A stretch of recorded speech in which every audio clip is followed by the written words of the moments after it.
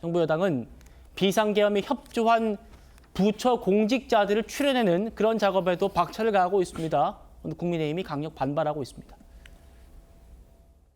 회의 시작 전 영상을 시청하시겠습니다. 여러분은 절대로 사고를 치면 전화기를 뺏기면 안 됩니다. 이 전화기에는 여러분의 인생 기록이 다 들어있습니다. 이거 어디서 전화했는지, 언제 몇 시에 어디서 뭐 했는지, 어디서 뭔 사진 찍었는지 싹 다 나옵니다. 이거 하나 분석하면 어디서 무슨 짓을 몇 시에 뭘 했는지 다 알 수 있어요. 그래서 이건 절대 뺏기면 안 돼요. 이랬던 이재명 대통령이 공직사회를 네 편 내 편으로 가르기 위해서 공직자의 핸드폰까지 다 뒤지겠다고 나서고 있습니다. 언론과 국민들의 입틀막이 시작된 것은 오래전입니다. 대한민국 국민의 자유는 지금 어디에 있는지 묻겠습니다. 항소 포기라고 하지 말고 항소 자제라고 하라. 해명 요구라고 하지 말고 항명이라고 하라. 어느 조작 입틀막 독재의 달인 이재명 정권은 급기야 소위 헌법 파괴 내란몰이를 헌법 존중 정부 혁신이라고 부르라고 합니다. 공무원 불법 사찰을 신상 필벌이라고 부르라고 합니다. 레닌이 생각이 납니다. 민주주의가 망할 때까지 민주주의를 외쳐라.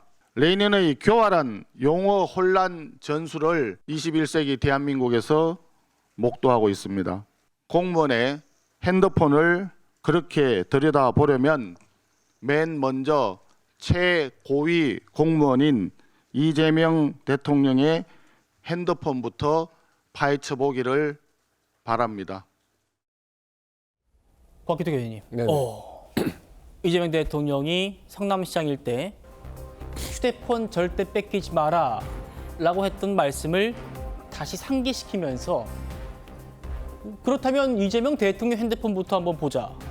국민의힘이 이렇게 얘기하고 있는데 자, 가장 문제가 이 핸드폰을 좀 안 내면은 인사 조치하겠다. 좀 이런 얘기가 좀 제일 화제이긴 화제입니다. 이재명 대통령의 성남시장 당시의 발언 보시면요. 사고 치면은 휴대전화 절대 뺏기지 마라.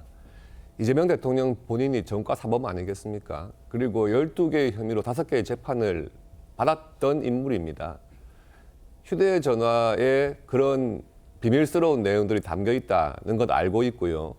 그래서 수사의 제일 핵심도 휴대폰이다 하는 것을 알고 있는 것이죠.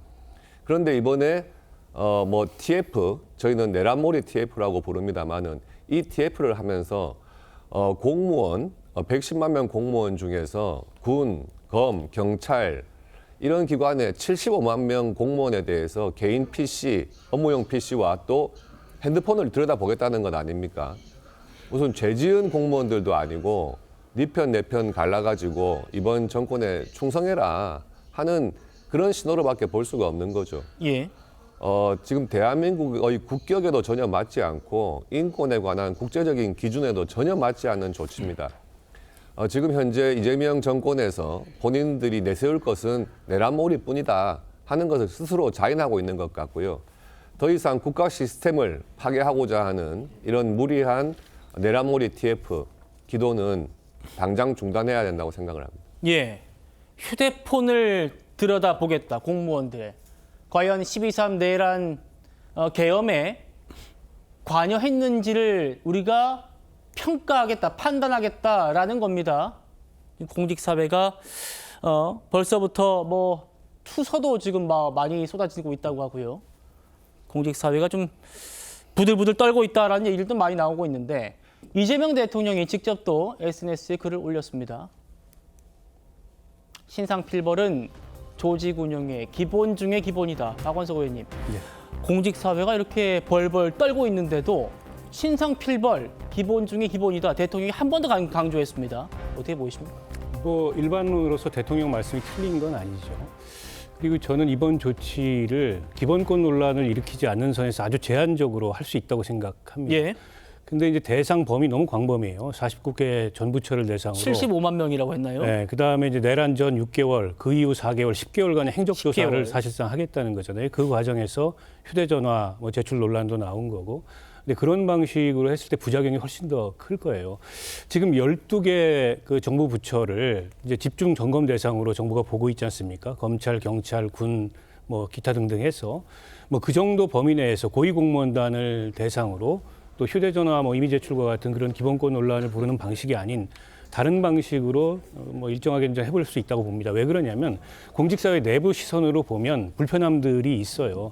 분명히 지난 정부의 그런 어떤 위헌 불법적인 비상계엄이나 여기에 관여했거나 동조했던 것으로 보이는데 정권이 바뀌고 나니까 그런 분들이 다시 얼굴을 바꾸고 여전히 좋은 위치에서 잘 나간다 한마디로 속된 말로. 근데 이런 모습은 이제 공직기강이나 공직사회 형평성 차원에서 논란을 부를 만한 그런 측면이 있거든요. 예. 근데 이거 수사로서 해결할 수가 없는 영역이에요. 이제 그런 것에 대해서 제한적으로 어떤 인사상의 기준을 만들어서 조치를 취할 수 있다고 보는데 지금 정부가 접근하는 방식은 그럼 기준이 뭐냐?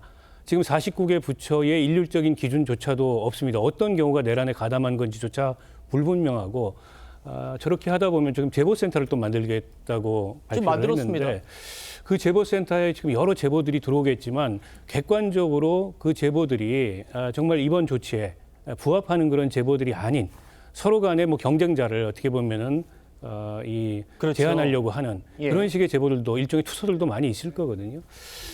자칫하면 이게 공직사회 내부 불신을 부르고 어떻게 보면 공무원들을 위축시키는 그런 결과로 작용하지 않도록 하더라도 매우 제한적이어야 되는데 너무 지금 포괄적으로 기준 없이 그렇게 접근하고 있는 게 아닌가 그런 우려가 듭니다.